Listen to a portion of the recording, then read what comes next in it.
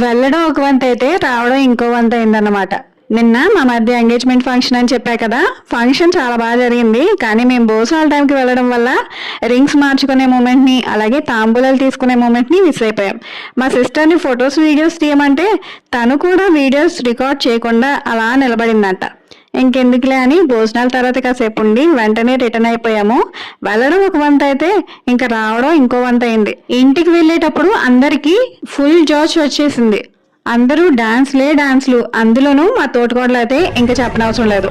పూనకాలే, హే చికిరి చికిరి చికిరి అంటూ, హే మిసాల పిల్ల నీ ముఖం మీద కోపం కొంచెం తగ్గాలే పిల్ల అంటూ డాన్స్లు వేసేసింది. ఫస్ట్ మీసాల పిల్ల సాంగ్ కి కర్చీఫ్ వేసింది, బట్ ఎగిరిపోతుందని ఈసారి బాటిల్ తో ఆ రన్నింగ్ బస్ లోనే ఊగిపోతూ మరీ స్టెప్స్ వేసేసింది. చూసాను మరి.